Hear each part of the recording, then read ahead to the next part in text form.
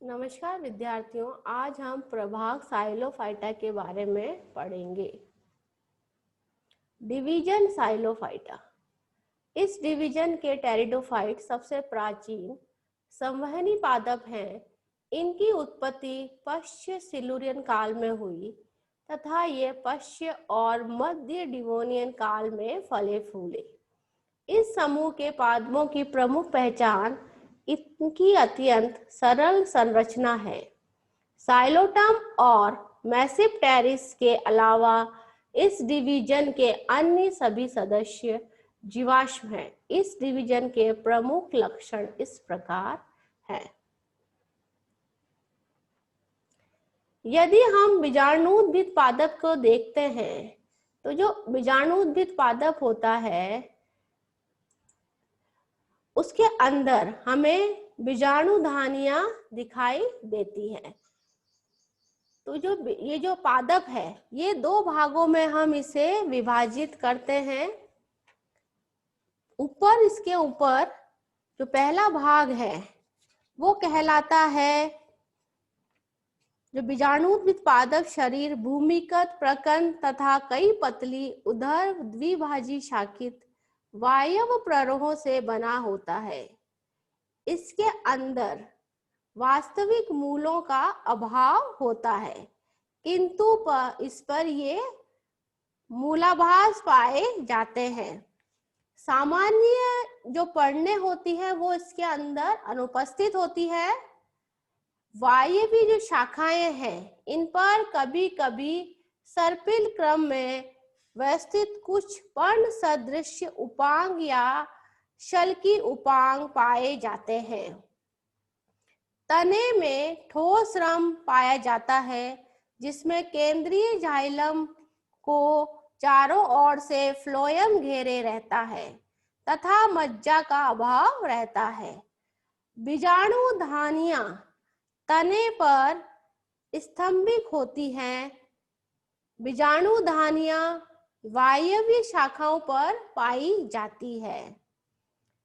Psilotum में बीजाणुधानियां तने के पार्श्व भाग में दिखाई देती है।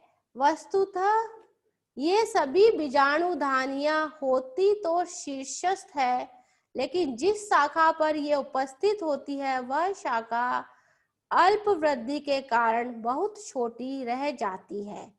इस कारण बीजाणुधानियां पार्श्व भाग में लगी प्रतीत होती है। ये सभी जो है समबीजाण्विक होते हैं। अगर हम साइलोफाइटा का वर्गीकरण करते हैं तो इसको हम दो विभाग में बांटते हैं, साइलोफाइटोप्सिडा और साइलोटोप्सिडा। जो साइलोफाइटोप्सिडा है उसमें केवल एक गण साइलोफाइटेलिस है। इस गण के सभी सदस्य केवल जीवाश्मों के रूप में ही पाए जाते हैं। जो गण है साइलोफाइटेलिस इसके अंदर संवहनी पादपों में ये सबसे प्राचीन है। ये ऊपरी सिलुरियन और मध्य डिवोनियन में विकसित हुए तथा ऊपरी डिवोनियन के प्रारंभ में समाप्त हो गए।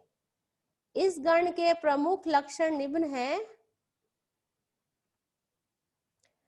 पादप शरीर साधारण होता है जो भूमिगत प्रकंद एवं वायव्य तने का बना होता है। वायव्य शाखाएं द्विभाजी शाखित होती है।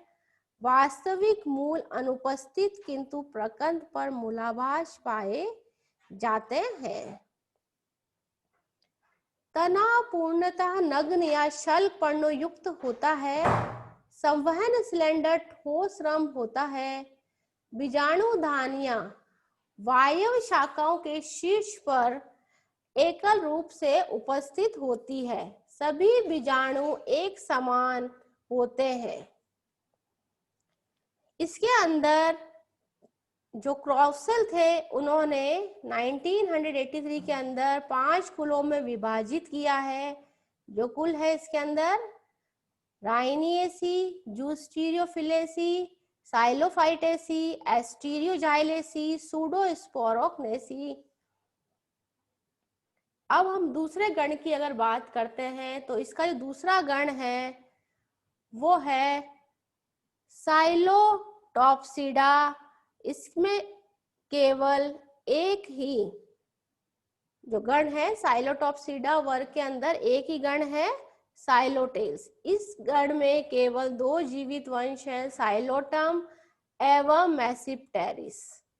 इस गण के मुख्य लक्षण हैं बीजाणुउद्भिद पादप, शरीर द्विभाजी शाखित होता है, यह भूमिगत प्रकंद व उदर वायव शाखाओं का बना होता है, जड़ें अनुपस्थित होती है किंतु प्रकंद पर मूलाभास उपस्थित होते हैं, पर्ण अनुपस्थित अथवा छोटे होते हैं, संवहन सिलेंडर ठोस रम से नाल रम तक होता है, उदर शाखाओं में से कुछ बंदी तथा कुछ जननक्षम होती है। बीजाणु धानियां अल्प वृद्धि वाली शाखाओं के शीर्ष पर अथवा पर्णनुमा उपांगों के कक्ष में उत्पन्न होती है। बीजाणु धानियां समबीजाण्विक होती है, युग्मकोद्भिद भूमिगत तथा इनके आकार छोटी छोटी शल्काओं जैसा होता है। पुमणु बहुकशाम्बी होते हैं। धन्यवाद।